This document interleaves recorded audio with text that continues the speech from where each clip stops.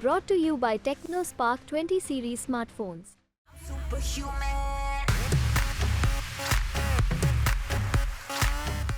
वो अक्सर ऐसा देखा गया है कि घर का जो शरारती बच्चा होता है, जो नालायक बच्चा होता है, उससे सब लोग थोड़ा सकुचाते हैं, थोड़ा संकोच बड़े बुजुर्ग भी करते हैं उसको कुछ कहने के लिए, उसको कुछ नसीहत देने के लिए। और कई बार बैलेंसिंग एक्ट के चक्कर में जब उसको नसीहत देते हैं तो थोड़ा सा ज्ञान जो शरीफ बच्चा घर का होता है उसको भी दे देते हैं। ये सर्वथा गलत है, ऐसा नहीं करना चाहिए, लेकिन ऐसा अमूमन देखा गया है। कुछ ऐसा ही काम इस देश के चुनाव आयोग ने किया है।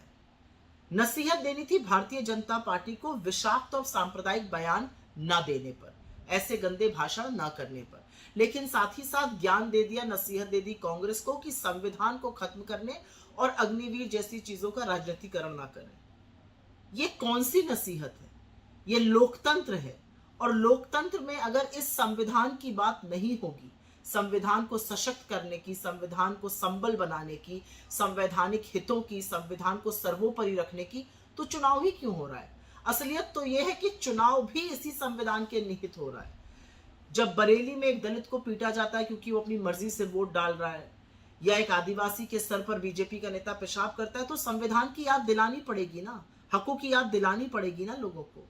तो संविधान पर चर्चा नहीं होगी तो चुनाव कराने का ही क्या मतलब है? दूसरी बात कही गई अग्निवीर पर ना बोले। अरे क्यों ना बोले अग्निवीर पर?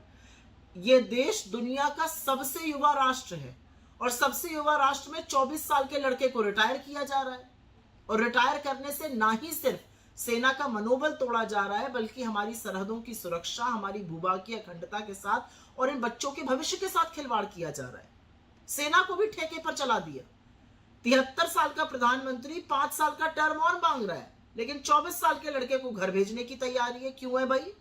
सियाचिन की हाड़ कांपती ठंड और तपते रेगिस्तान में जो सैनिक खड़ा होकर इस देश की सरहद, इस देश की सुरक्षा कर रहा है, उसको आप बोल रहे हैं 24 साल में तुम रिटायर हो जाओ। और खुदा ना खास्ता अगर इनको कुछ हो जाए तो ये शहीद भी नहीं होंगे। और ऐसी अग्निवीर पर हम बात ना करें, वो अग्निवीर जिसने लोगों को उद्वेलित किया हुआ है। तो मैं एक बात का शुक्रिया अदा करना चाहती हूं कि अंततोगत्वा चुनाव जो है वो युवाओं के हक पर, संविधान पर, आरक्षण पर, ऐसी चीजों पर, मूल मुद्दों पर आकर रुक गया है।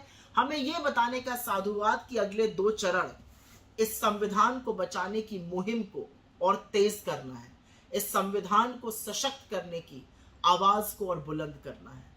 अगर लोकतंत्र में संविधान पर बात नहीं होगी, युवाओं के भविष्य, उनके हक पर बात नहीं होगी, तो बात होगी क्या?